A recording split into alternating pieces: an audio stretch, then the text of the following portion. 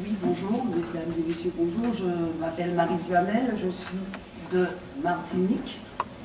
Je veux d'abord remercier tous ceux et celles qui ont participé donc à la mise en place de cette conférence et à la mise en place de ce débat ce matin. Je vous remercie aussi de m'avoir donné cette possibilité de m'exprimer donc au niveau de mon pays, qui est la Martinique, qui se situe donc dans la Caraïbe, dont nous parlait tout à l'heure notre interlocutrice, Madame de Souza. Et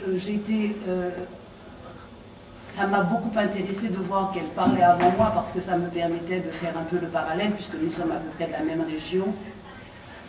Et alors que Durban est un véritable tremplin pour les pays qui connaissent encore la discrimination, mais qui sont souverains, on se rend compte que dans les pays sous statut colonial, Durban n'a absolument, pour l'instant en tout cas, eu aucun impact réel.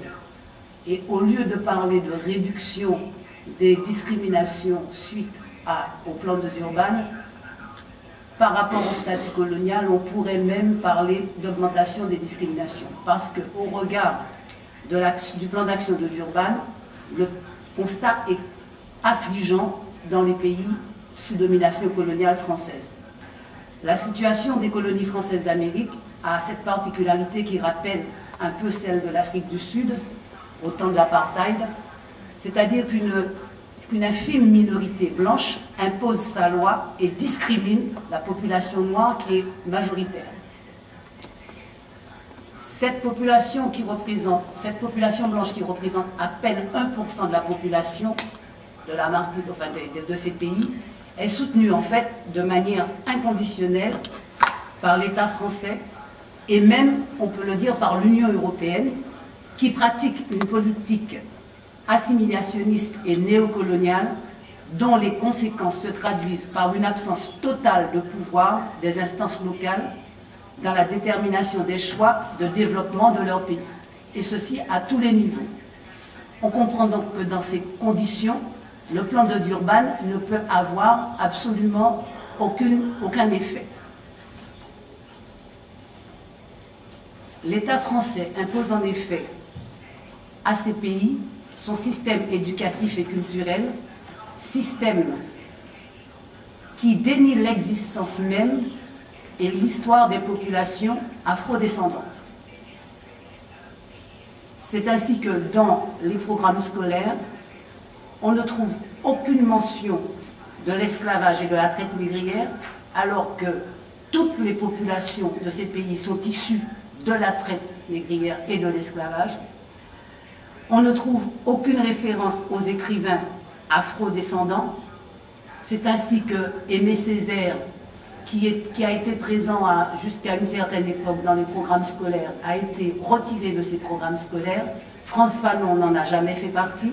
Or, ce sont de grands penseurs martiniquais qui ont beaucoup fait pour l'avancement des peuples noirs dans ces pays. De même, la géographie de la région est complètement occultée. En fait, on a le sentiment que ces pays-là n'existent pas dans les programmes scolaires. Autre conséquence de la politique néocoloniale, nos pays sont complètement coupés de leur environnement géographique, puisque c'est l'État français qui décide seul de la relation avec leurs voisins naturels, et qui applique donc des textes en matière d'immigration, et notamment des textes européens comme Frontex, qui génèrent la xénophobie à l'égard des ressortissants des territoires voisins, également composés de populations afrodescendantes. Nos voisins naturels de la Caraïbe sont donc considérés comme des étrangers et en tant que migrants font l'objet de discriminations particulièrement importantes de la part de l'État français. Au plan économique, le système est en fait conçu et appliqué pour interdire tout développement cohérent de ces pays. Ainsi, la politique agricole et industrielle n'est pensée et appliquée qu'au bénéfice de cette caste minoritaire dont je parlais au début, qui représente 1% de la population, et sans tenir compte de l'intérêt économique et social et environnemental des populations. Ainsi, la monoculture de la banane a été largement pratiquée au bénéfice donc, de cette caste que nous appelons béquet. Tout est pensé par eux et pour eux, et surtout dans leur intérêt économique. C'est ainsi que cette caste a été à l'origine d'une véritable catastrophe sanitaire pour pouvoir écouler des produits, un produit qui s'appelle le chlordécone, qui a littéralement empoisonné tous les sols de la Martinique, sans tenir compte de l'intérêt des populations et de la santé des populations.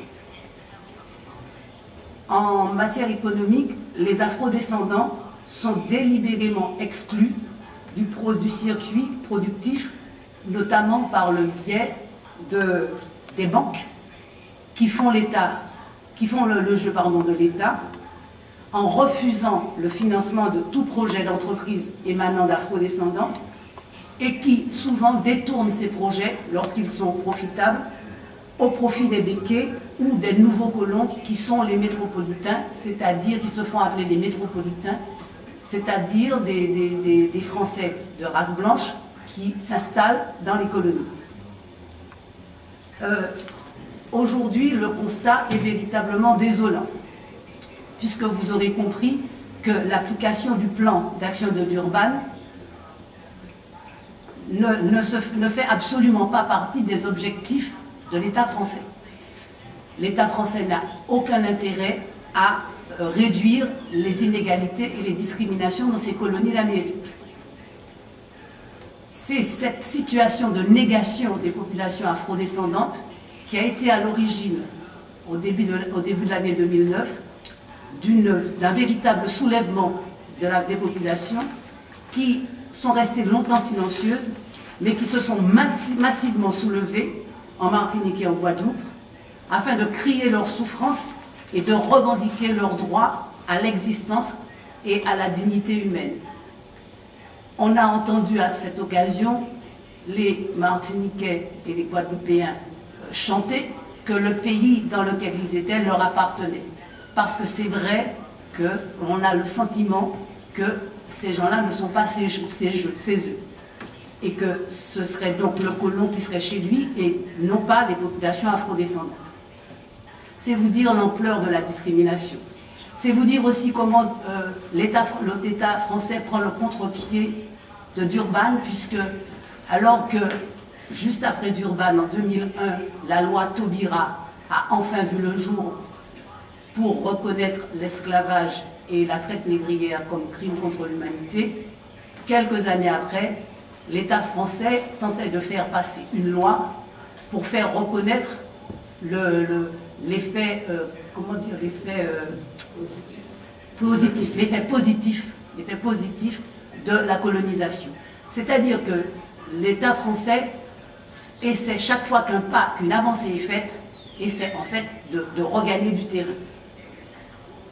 Cependant, tout n'est pas complètement négatif, puisque grâce à la volonté et à la ténacité de certains hommes, et notamment certains élus locaux de Guadeloupe, de Martinique, l'information et la conscientisation avancent au niveau des peuples, et un réveil est en train de se faire, et il semble bien que ces populations afrodescendantes, à qui on a inculqué qu'elles ne pouvaient être un jour souveraines, commencent à comprendre qu'elles peuvent envisager d'exister autrement que sous la férule mortifère du duo Béquet-État français.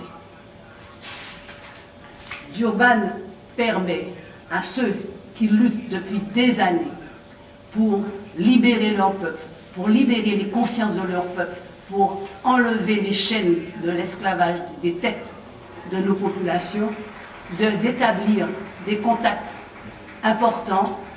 Durban est un socle solide pour ces gens sur lesquels ces gens peuvent s'appuyer pour pouvoir mener à bien leur lutte pour que ces peuples issus du crime contre l'humanité, des crimes contre l'humanité que sont l'esclavage et la traite négrière, que ces peuples puissent un jour exister véritablement au monde. Merci.